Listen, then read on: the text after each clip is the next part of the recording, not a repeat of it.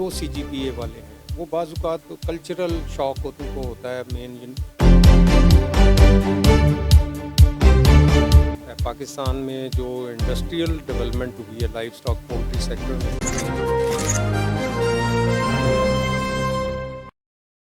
आज हमारे साथ हैं युवास के वाइस चांसलर जनाब मसूद रबानी साहब, और हम इनसे आज पूछेंगे कि ये किस तरह से इस इंस्टीट्यूशन को रन कर रहे हैं और थोड़ा सा इसका तारुफ दें हमें इस यूनिवर्सिटी का। तो बहुत शुक्रिया जनाब मसूद रबानी साहब। जी बहुत बहुत शुक्रिया वेटनरी ऑब्ज़र्वर का कि मुझे मौका मिला कि मैं अपने इंस्टीट्यूशन के बारे में आप लोगों को इसके बारे में मालूमात दे सकूं।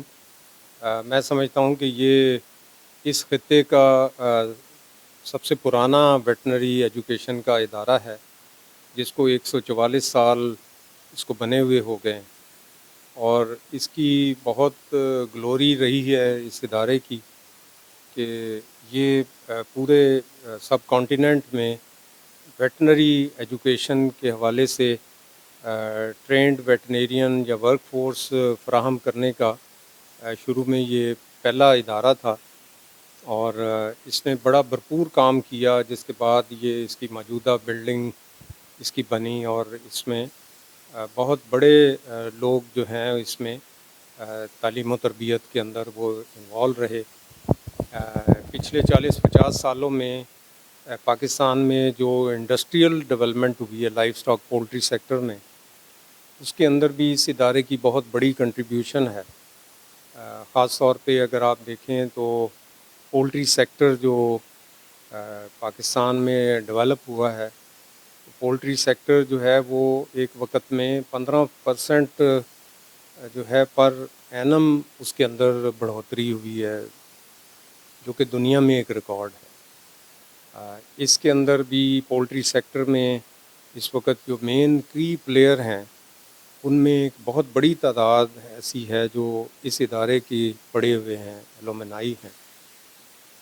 और भी यूनिवर्सिटियों का किरदार है इसमें, मगर ये जो इंडस्ट्री डेवलप हुई है उसमें जहाँ प्राइवेट सेक्टर की बहुत बड़ी कंट्रीब्यूशन है, वहाँ इस यूनिवर्सिटी ने भी इस सेक्टर की डेवलपमेंट के अंदर बड़ा कलीदी रोल प्ले किया है वर्क फोर्स देने में।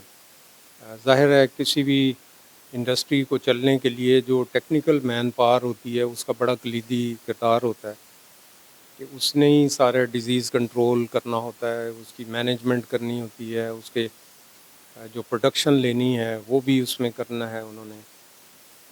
तो ये जो सारी चीज़ें हैं ये मैं समझता हूँ कि इसमें हमारे इदारों की जो वर्क फोर्स डेवलपमेंट का जो काम इन्होंने किया है उसमें उन्होंने कलीदी रोल अदा किया। पाकिस्तान से जो इन लाइव स्टॉक और पोल्ट्री सेक्टर में से जो चीज़ें भी एक्सपोर्ट हो रही हैं, तो आपको पता है कि एक्सपोर्ट में भी आपको क्वारंटीन की रिक्वायरमेंट पूरी करनी होती हैं, टेक्निकल बैरियर होते हैं जिनको आपने अबूर करना होता है। उन चीज़ों को भी करने में भी जो टेक्निकल हेल्प में हमारे इस इदारे ने बड़ा हेल्प किया है।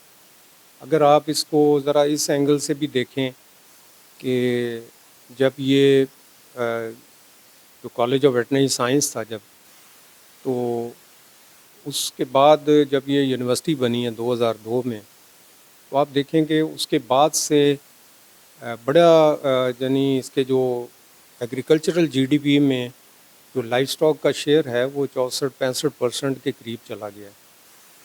तो ये जो पीछे कोई 20 साल गुज़रे हैं इसमें, तो इसके अंदर ये डेवलपमेंट हुई है इसी के अंदर ही। मैं ये नहीं कहूँगा कि वो सिर्फ़ यूनिवर्सिटी की वजह से हुई है, मगर बड़ा ही कलीदी किरदार इसमें रहा है कि फार्मर्स की अवेयरनेस के लिए प्रोफेशनल की चलने में, और उसमें जो बाकी दीगर वेटनरी एजुकेशन के इदारे हैं उनको भी इसने बड़े भाई की तरह ले के चले हैं। उन इदारों को डेवलप करने में इसने बहुत ज़्यादा रोल प्ले किया है। प्राइवेट इंडस्ट्री को डेवलप होने में भी इसने बहुत अहम रोल प्ले किया है कि जब कभी کوئی ڈیزیز پرابلم آئی ہے، کوئی اور ٹیکنیکل مسئلے آئے ہیں تو ریسرچ بیسڈ حل کی ضرورت پڑی ہے تب بھی، اور ادروائز بھی جو ہیومن ریسورس کی ضرورت پڑی ہے تو تب بھی نئی جہتیں لانے کے لیے ویلیو ایڈیشن کے اندر جانے میں جہاں جہاں مشکلات آئی ہیں تو اس ادارے نے ایک بڑا اہم رول پلے کیا ہے۔ جہاں تک آپ نے اس کی ہسٹری کی بات کی ہے تو یہ 1882 میں یہ ادارہ اس وقت برٹش رول تھا تو اس دوران یہ ادارہ بنا۔ اس کی بھی ایک پیچھے تاریخ ہے کہ کیسے سالیاں آئیں اور مختلف بیماریاں آئیں جن کے پیش نظر، اور یہاں پہ گھوڑوں میں لیمنس کے پرابلم بہت زیادہ اس وقت ہوتے تھے، تو برٹش جو ریماؤنٹ فورس تھی وہ ناکافی ہو گئی۔ ضرورت پیش آئی کہ یہاں پہ ویٹنری ایجوکیشن کا ادارے بنایا جائے، تو یہ ادارہ پھر اس وقت یہ سوچ آئی تو 1882 میں یہ ادارے کی داغ بیل ڈالی گئی۔ پہلے یہ جو میو ہاسپٹل میں بال منڈی کی سائڈ پہ ایک بلڈنگ ہے جہاں ریہیبلیٹیشن سینٹر اب بنا ہوا ہے، اس کے اندر ایک بلڈنگ تھی، وہاں یہ ادارہ شروع کیا گیا، اور پھر 1900 میں یہ اس وقت کے جو پرنسپل تھے انہوں نے وائسرائے ہند کو یہ لیٹر لکھا کہ اب یہ ناردرن انڈیا کو اس نے ویٹنری ورک فورس ڈیولپ کرنے میں اور فراہم کرنے میں بڑا اہم کردار ادا کیا، تو اب اس کو پنجاب ویٹنری اسکول سے پنجاب ویٹنری کالج کا درجہ دے دیا جائے۔ اس وقت یہ فیصلہ ہوا کہ یہاں یہ جو موجودہ بلڈنگ ہے یہاں پہ یہ کالج بنایا جائے۔ تو 1901 میں یہ کنسٹرکشن شروع ہوئی، جو 1915 میں اگین وائسرائے ہند جو گورنر جنرل تھا اس نے اس کا افتتاح کیا، اور وہ اس کے بعد بھی اس کے اینول فنکشنز میں بھی وہ شامل ہوتا رہا۔ اس سے اندازہ ہوتا ہے کہ اس دور میں بھی اس پروفیشن سے متعلقہ، فوڈ سیکیورٹی سے متعلقہ، اینیمل ہیلتھ سے متعلقہ وہ چیزیں اس وقت بھی اس چیز کی انڈرسٹینڈنگ تھی کہ اس میں ویٹنیرین جو ہے وہ بڑا اہم رول پلے کرتے ہیں، اس لیے اس ایجوکیشن کی یہاں ابتدا کی گئی، جو کہ بعد میں بھی لوگ آتے گئے۔ پھر اس کے اندر 1935 میں بھی ویکسین پروڈکشن یونٹ ادھر ہوتا تھا، جو بعد میں ویٹنری ریسرچ انسٹیٹیوٹ ٹرانسفر ہوا۔ اس دور کے جو پروفیسرز تھے ان کی لکھی ہوئی کتابیں جو ہیں وہ مینیسوٹا یونیورسٹی کے ٹیکسٹ بکس میں شامل تھیں، جو text book of bacteriology and pathology ہے۔ وہ گیجر ایک پروفیسر ہوتے تھے، ان کی کتابیں پڑھائی جاتی تھیں۔ ویکسین پروڈکشن میں بھی اس وقت بھی لوگ کام کر رہے تھے۔ اسی طرح ہی بہت سارے لوگ نے زونوٹک ڈیزیزز کے اوپر بڑا کام کیا۔ کہ پاکستان بننے کے بعد جو مختلف پرنسپل آتے گئے تو اس میں ہمیں بڑا ضرورت پیش آئی کہ جو اس وقت پہلے 1 یونٹ تھا تو یہاں کا جو پرنسپل ہوتا تھا وہ ڈپارٹمنٹ میں پورے ویسٹ پاکستان کا وہ ڈائریکٹر لائف سٹاک ہوتا تھا، وہ بیک اینڈ فورتھ یہ ٹرانسفر ہوتے رہتے تھے۔ اس دوران یہ ارینجمنٹ تھی ادھر۔ تو میں سمجھتا ہوں کہ اس ریسنٹ پاسٹ میں بہت ساری چیزیں آئی ہیں جو کہ اس کی ڈیولپمنٹ کا باعث بنی ہیں، لائک کہ پہلے ہمارے ملک میں صرف ایک ہی فارم ایسا تھا جو کہ بہادر نگر میں تھا، فارم جس میں 400 کے لگ بھگ جانور تھے، باقی پرائیویٹ سیکٹر میں کہیں اتنی بڑی تعداد میں نہیں تھا۔ ہمارے ہاں کا جو ایجوکیشن سسٹم تھا وہ بھی چند ایک جانوروں کو ٹریٹ کرنے کا سنگل اینیمل ٹریٹمنٹ کے اوپر بیس کرتا تھا، ہمارا کریکولا بھی سب کچھ اسی کے بیس کرتا تھا۔ اسی طرح ہی جب پاکستان میں انٹینسو فارمنگ سسٹم شروع ہوا، لوگوں نے باہر سے جانور منگوا کے فارم بنائے، یہاں کے جو اس وقت ٹیکنیکل مین پاور تھی وہ اس قابل نہیں تھی کہ وہ باہر کے ایکزوٹک اینیملز جو فریزین وغیرہ جرسی لوگ باہر سے منگواتے ہیں ان کے معاملات کو وہ سمجھ پاتی کہ وہ بڑی تعداد میں جب جانور ہوں تو ان کو کیسے ٹیکل کیا جاتا ہے۔ بڑی ڈراسٹک پہ چینجز کی ہم نے کریکولا میں۔ اس کے بعد اب الحمدللہ وافر ایسے ہمارے پاس مین پاور پروڈیوس ہو چکی ہے جو اب باہر سے کنسلٹنٹ نہیں بلوانے پڑتے۔ پہلے ایجپٹ سے، انگلینڈ سے بڑی ہائیلی پے کر کے کنسلٹنٹ بلائے جاتے تھے اور وہ فارم چلاتے تھے۔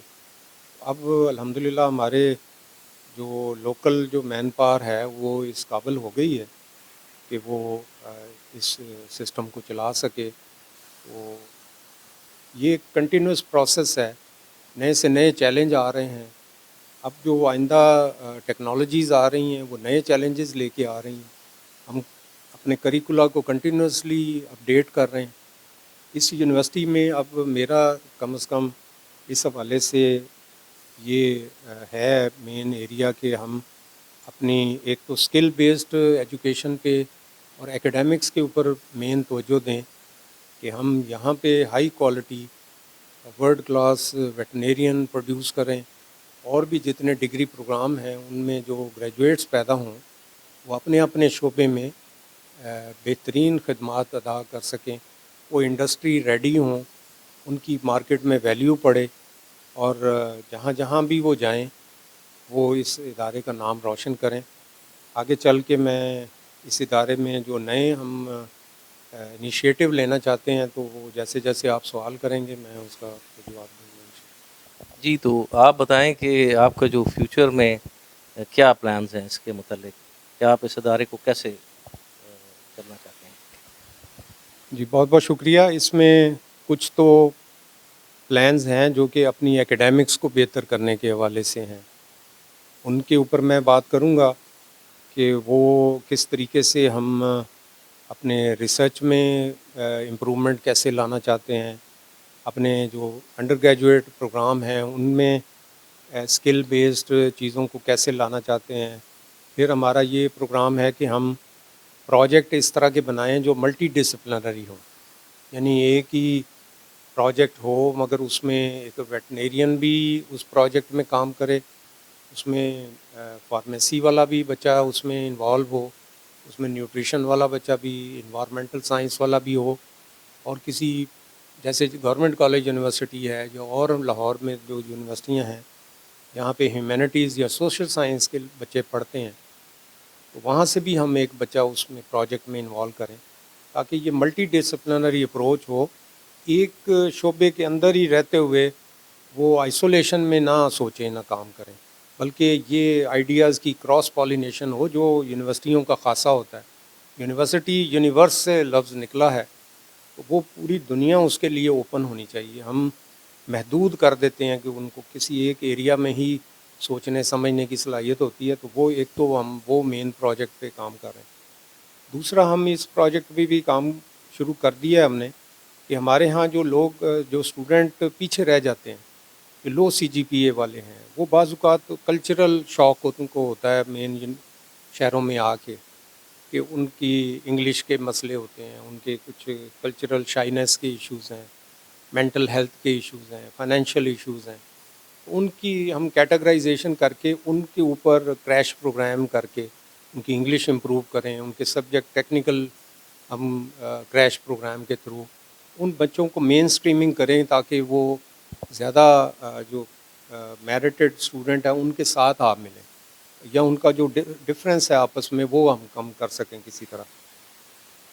تو یہ وہ چیزیں ہیں جو ان کے لیے ہم مختلف پروجیکٹس پہ کام کر رہے ہیں. جو باقی جو میجر ایک بڑا پروجیکٹ جو ہم انویسیج کیے ہوئے ہیں جس پہ آج کل ہم نے ٹاکس بھی کیے ہیں، اس کے اوپر مختلف ہم نے لوگوں کو اکٹھا کر کے اس کے اوپر میٹنگز بھی کی ہیں، وہ ہمارا راوی کیمپس ہے جو لاہور سے تقریباً 1-1.25 گھنٹے کے فاصلے پہ ہے، 70 کلومیٹر یہاں سے ہے. یہ 1100 ایکڑ پہ مشتمل ہمارا راوی کیمپس ہے. یہاں پہ ہمارے بچے مختلف ڈگری پروگرامز میں وہاں بھی ریزیڈینشیل لیول پہ وہاں پہ رہائش پذیر ہیں، وہاں ہاسٹلز ہیں بچیوں کے اور مختلف ڈگری پروگرام ہیں جو وہاں پہ کام کر رہے ہیں.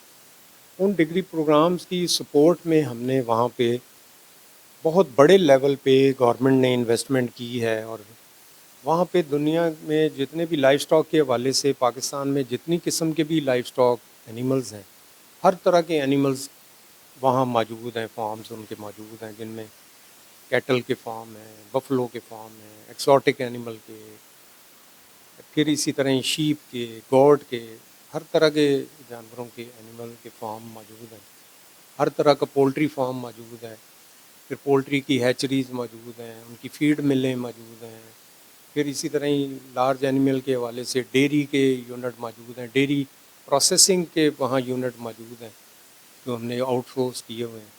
اسی طرح فشریز کا پورا سیٹ اپ ہے جس میں فش کے پونڈز ہیں، فش کی ہیچریز ہیں، فش کی پروسیسنگ کے یونٹس ہیں، سنیکری ہے، ڈک کے فارم ہیں، آسٹرچ فارم ہیں.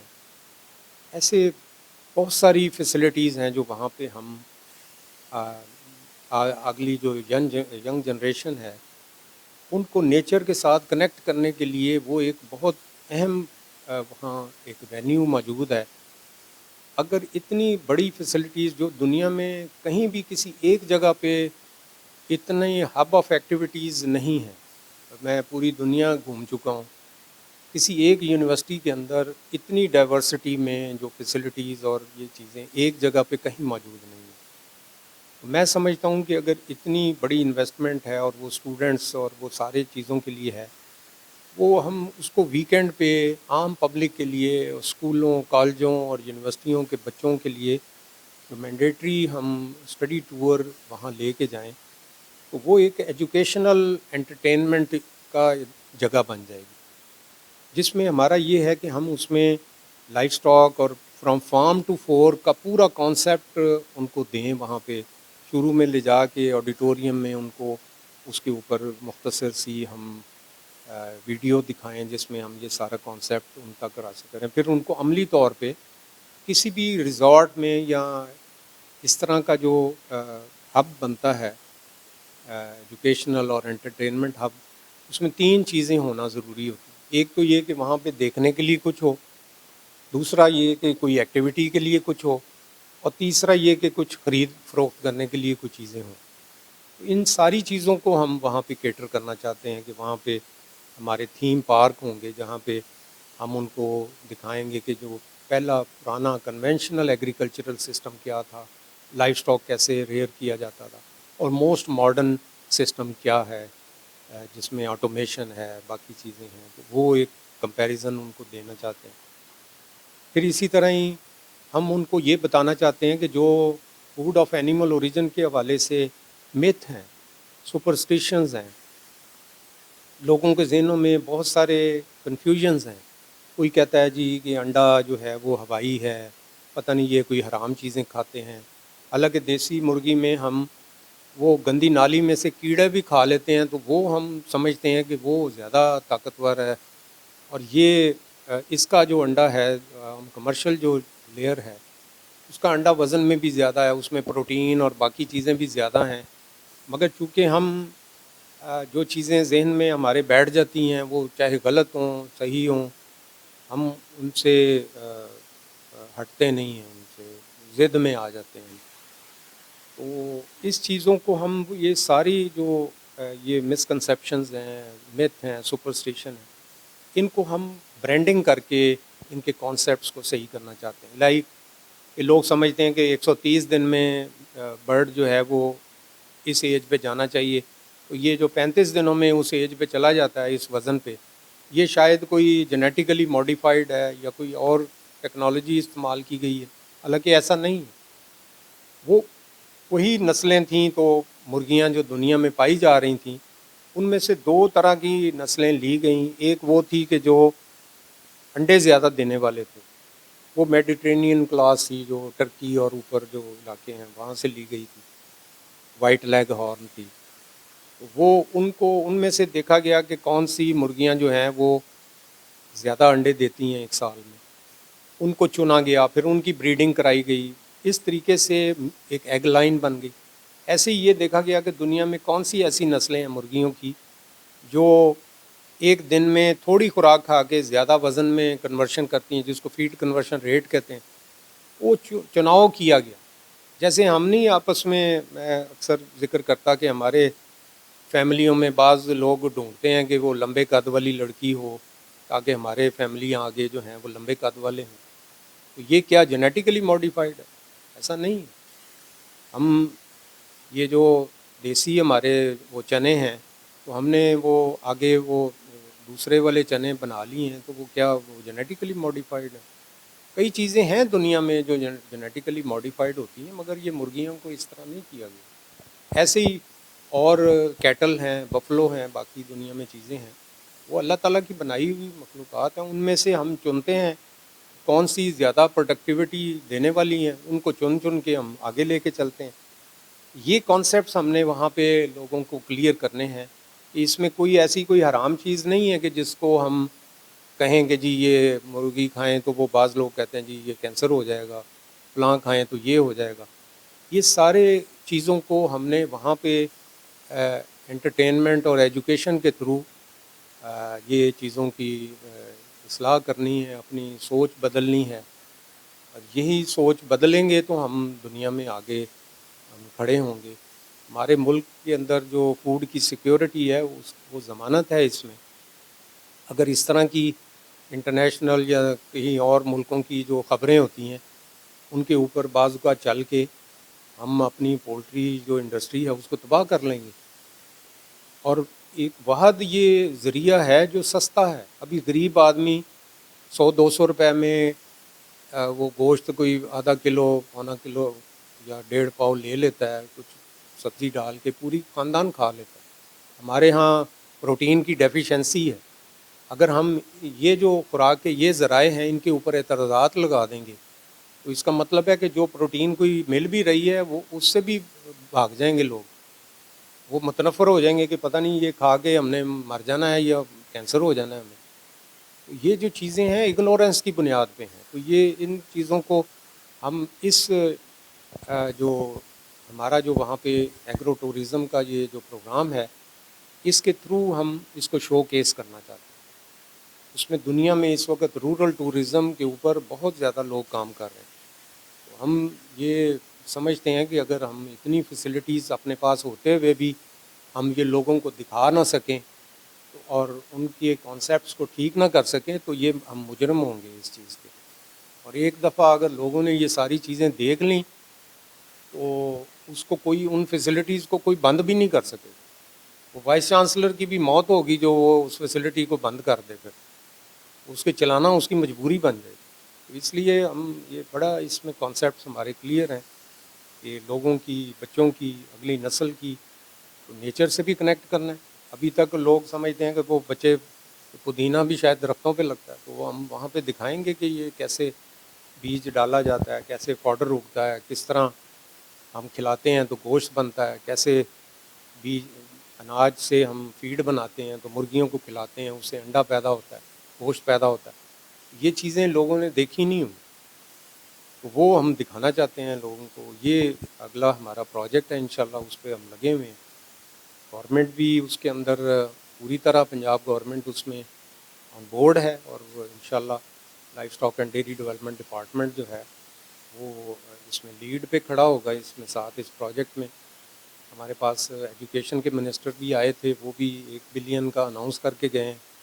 تو میں امید ہے کہ وہ پیسے بھی ہمیں اس پروجیکٹ کے لیے وہ اعلان کر کے گئے ہیں. تو ان کے علاقے کی ڈیولپمنٹ بھی ہوگی. وہاں پہ اگر لوگ آئیں گے تو ظاہر ہے وہاں روزگار بڑھے گا، اور جب وہاں پہ لوگ آئیں گے تو ہم وہاں پہ فارمرز کے لیے ایک ٹریننگ کے بھی انتظامات کریں گے.